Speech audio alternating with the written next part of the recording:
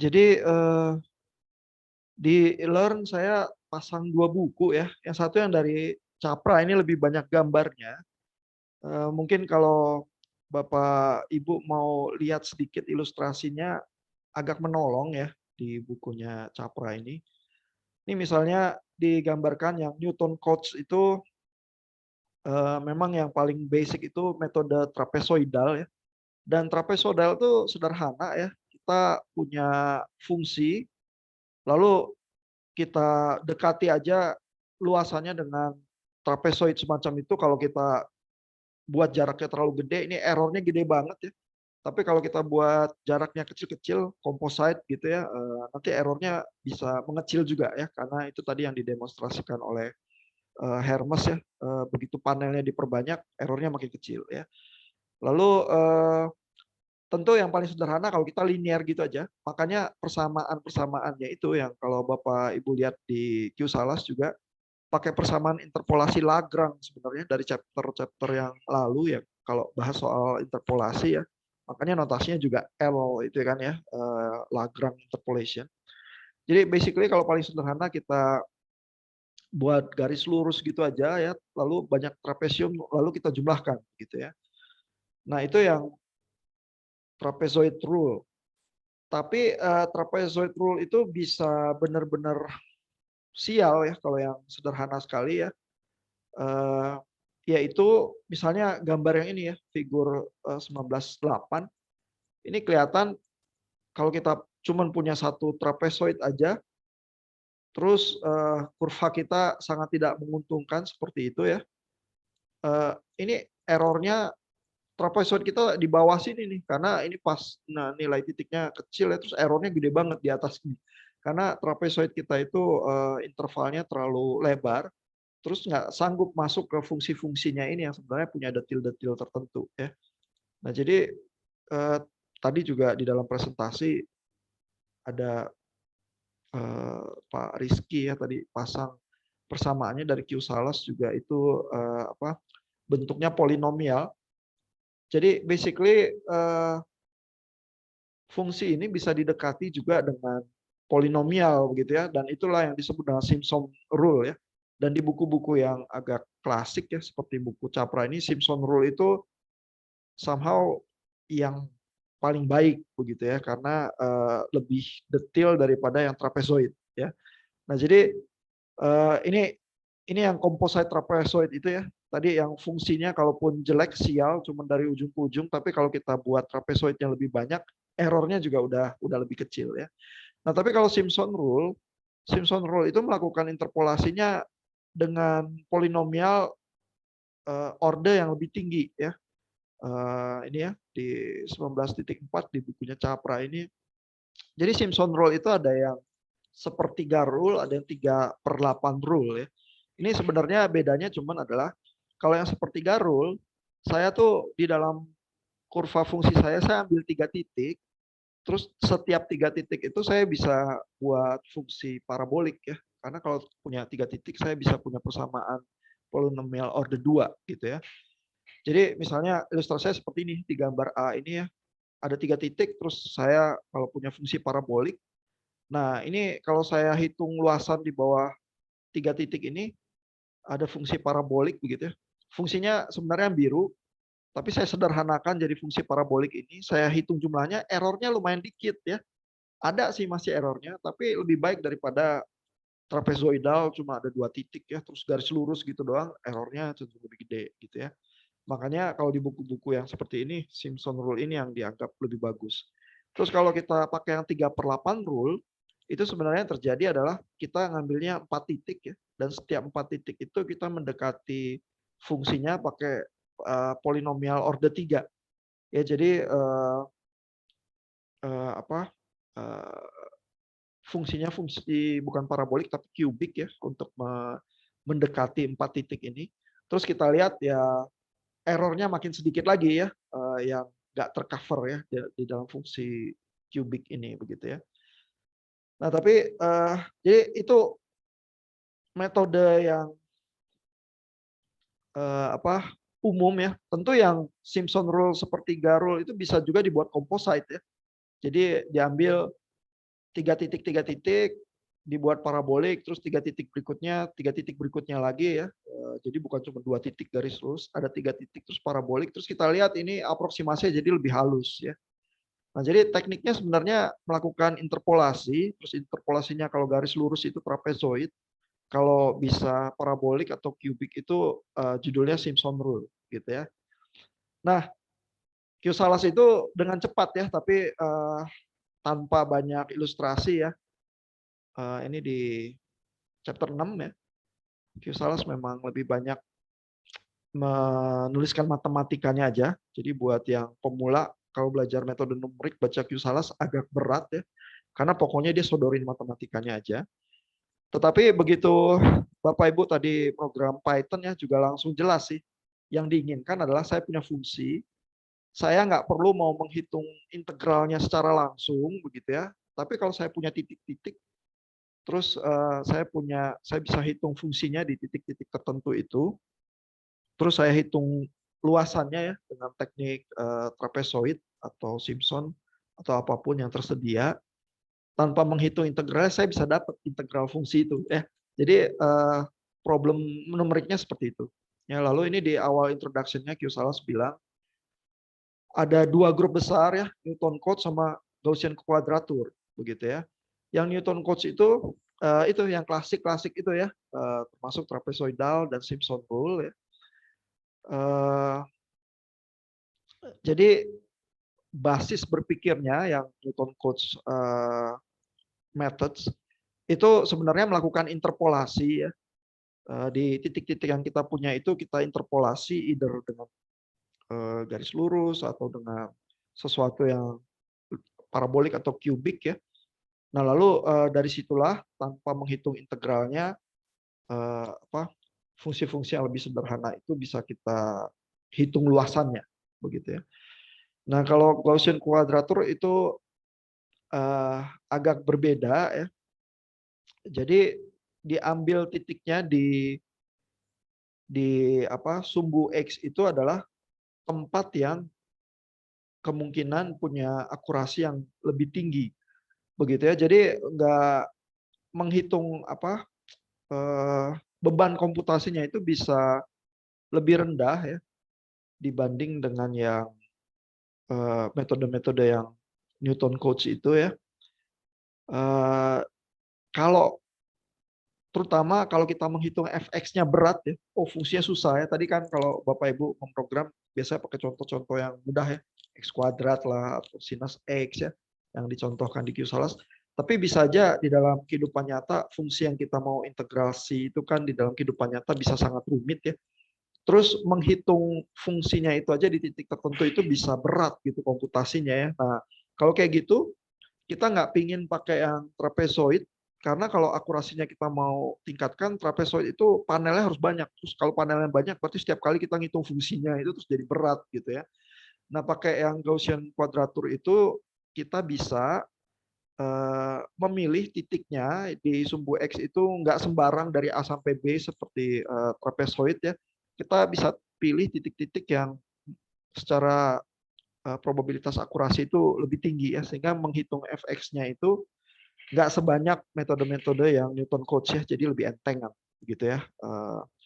Lalu juga kita bisa menghitung fungsi yang singular gitu ya. Misalnya fungsi yang semacam ini integral dari gx dx bagi akar minus 1 min x kuadrat gitu ya. Kan ini kalau x-nya 1 di sini berarti 1 minus 1 jadi 0 nih bawahnya nih. Ini jadi tak hingga nih. Jadi harusnya kan kita rada nggak bisa hitung ya sebenarnya fungsi yang seperti ini karena diintegralkan aja nggak bisa gitu ya. Tapi pakai yang Gaussian quadrature bisa ya karena tidak mengharuskan kita menghitung secara piecewise satu persatu seperti metode yang trapezoid itu ya. Nah, untuk yang tertarik yang Gaussian quadrature bisa baca di Q-Salas ya. Untuk kesempatan kali ini kita bahas yang klasik-klasik itu ya, yang Newton Cotes ya. Nah, ini gambar yang tadi dipasang Pak Rizky juga di presentasinya ya. Jadi idenya adalah kalau saya punya fungsi, saya dekati dengan persamaan polinomial tertentu ya, interpolasi ya. Dan interpolasi yang basic itu pakai Lagrange ya. yang kita juga udah lihat di chapter interpolasi ya. Lalu habis itu di setiap titik ini X0, X1, X2, X3 yang jaraknya kita atur secara teratur itu H ya, reguler. Terus kita bisa hitung trapezoidnya, luasan di bawahnya begitu ya. Nah, sehingga kalau kita turunkan trapezoidal rule itu kita bisa punya rumus akhir yang semacam ini. Begitu ya.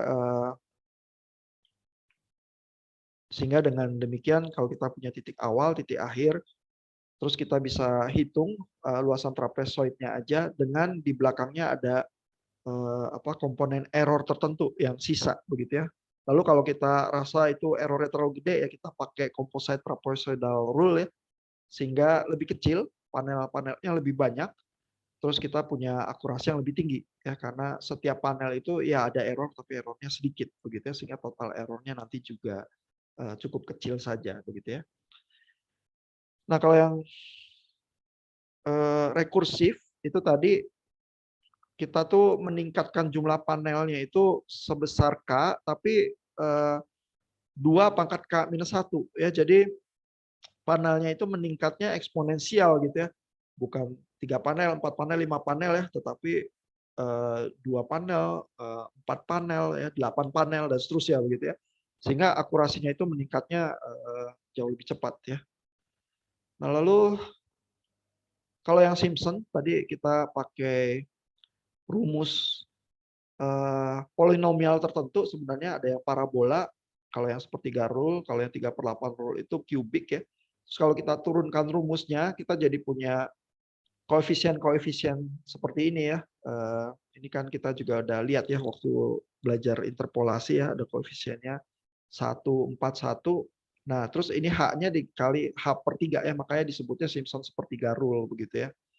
Jadi ada rumusnya untuk masing-masing 3 titik yang kita dekati dengan Simpson sepertiga rule. Lalu juga ada Simpson yang 3/8 rule ya, 4 titik gitu ya. Lalu ada persamaan integral luas di bawahnya itu juga yang H-nya dikali 3/8 ya. Nah, ini ada sedikit komentar dari Q. Salas ya yang cukup interesting dan penting ya, karena di buku-buku lain sering nggak ada ya. Ini dibilang di sini ya, the composite Simpson sepertiga rule is perhaps the best known method of numerical integration ya.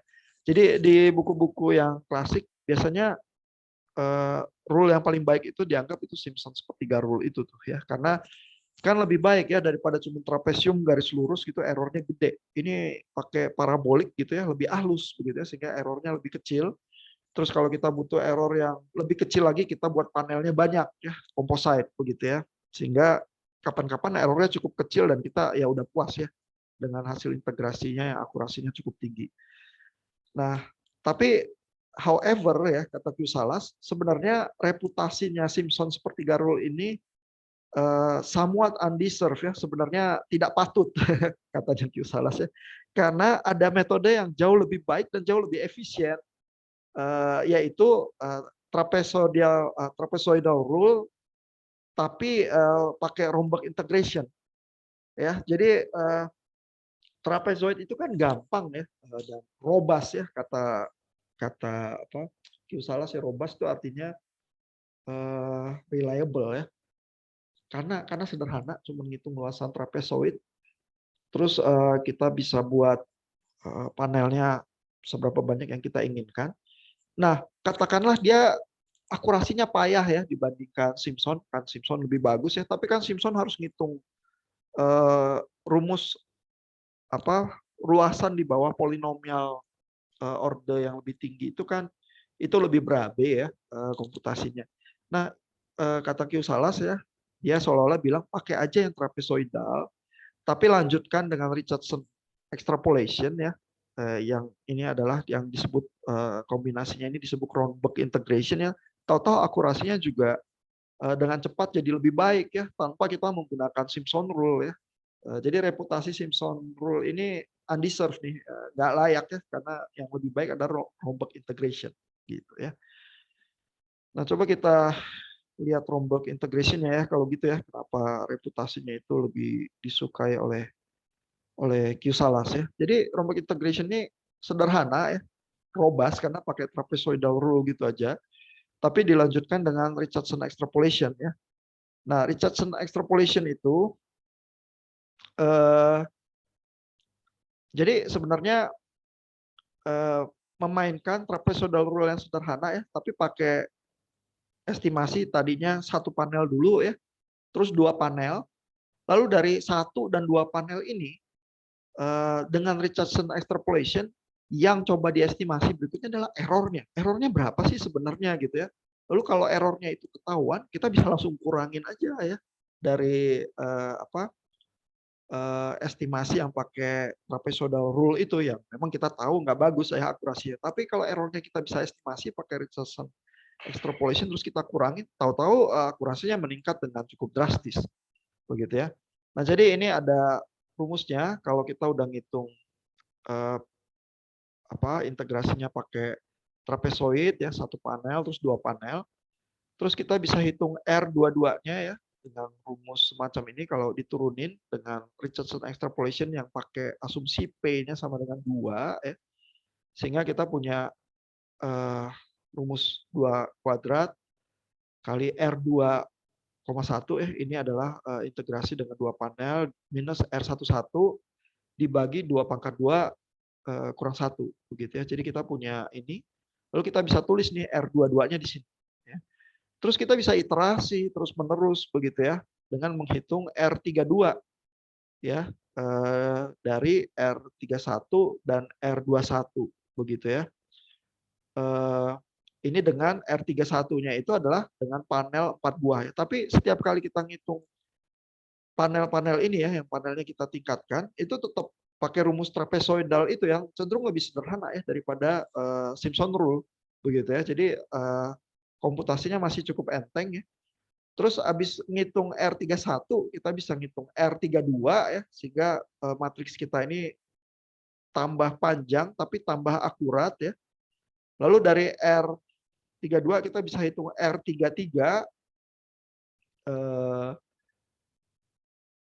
dengan asumsi P sama dengan 4 ya. Nah, begitu terus selanjutnya bisa kita iterasi sampai kita bisa menghitung R44 ya, dan R44 ini errornya itu udah sangat kecil ya. Ini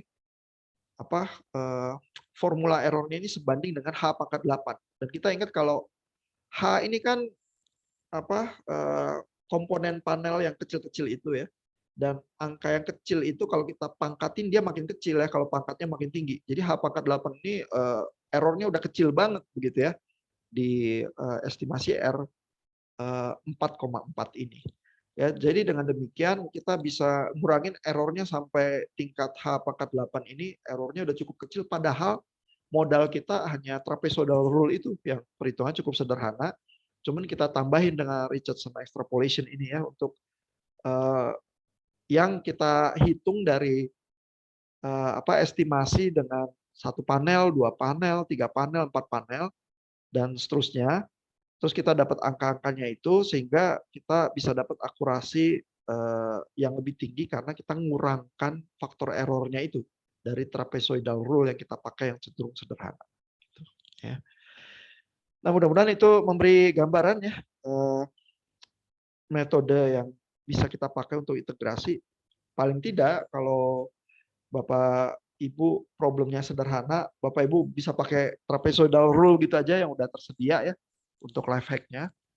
Kalau butuh akurasi yang lebih tinggi ya, katakanlah, wah ini nggak bisa ya, jawaban terhadap problem life hack saya ini kalau akurasinya sejelek ini gitu ya, nah bisa coba pinjam Romberg integration-nya dan di buku Q-Salas itu ada code Python-nya juga yang bisa coba langsung diimplementasi ya. Dan kalau Bapak Ibu iseng ya, cobain yang trapezoidal rule yang kosongan gitu ya, yang cuma bisa ditingkatin panelnya, terus cobainnya Romberg integration, terus lihat ya, jumlah panel yang sama, berapa banyak ya beda akurasinya itu ya, antara yang trapezoidal rule yang sederhana dengan yang Romberg integration. Ya, harusnya Romberg integration itu akurasinya dengan cepat meningkat begitu ya, padahal masih pakai metode kalkulasi yang cukup sederhana ya. Nah, jadi Q-Salas tampaknya penciumannya metode mana yang baik adalah metode yang sesederhana mungkin, tapi yang akurasinya setinggi mungkin. Ya itu kompromi yang apa sweet spotnya istilahnya ya yang paling enak begitu ya. Secara umum kalau kita pakai apa metode yang rumit udah pasti akurasinya tambah bagus ya. Cuman kan kita nggak mau ya komputer kita ngos-ngosan ya. Apalagi kalau problem kita ukurannya gede banget ya. Terus yang harus kita komputasi titiknya banyak sekali gitu ya. Kita mau metode komputasi yang sederhana, tapi akurasinya bisa cukup tinggi ya, yang sesuai dengan toleransi yang kita inginkan gitu. Itu tuh apa gaya hidupnya engineer ya. Sebenarnya minimalis ya engineer itu ya. Maunya simple. Jadi jangan memakai kompleksitas yang lebih daripada yang seharusnya gitu ya. Ya kalau Bapak Ibu bikin disertasi terus ambil S3, kadang-kadang orang suka mungkin masturbasi akademis begitu ya. Oh hebat nih saya pakai yang kompleks begitu ya. Ya iya sih kalau buat lulus doktoran hal-hal semacam itu menolong gitu ya karena kelihatan hebat gitu ya. Tapi buat solving real life problem itu nggak gitu elegan ya. Kalau kita mau elegan adalah justru pakai metode yang sederhana, terus bisa menyelesaikan problem-problem yang rumit ya. Makin sederhana solusi kita ya, itu makin elegan.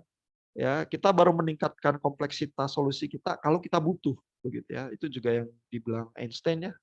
Eh, apa kompleksitas itu harus yang secukupnya ya, sesuai dengan fenomena yang ingin kita selidiki atau kita gambarkan ya. Hidup itu rumit ya, jangan menambah kompleksitas kehidupan kita dengan tidak sewajarnya ya, kurang lebih seperti itu sih.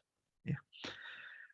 Oke, sebegitu materi kita untuk malam ini. Untuk detail sisanya Bapak Ibu bisa baca di Q-Salas lagi ya jika dibutuhkan. Apakah ada pertanyaan atau komentar? Silakan kalau ada.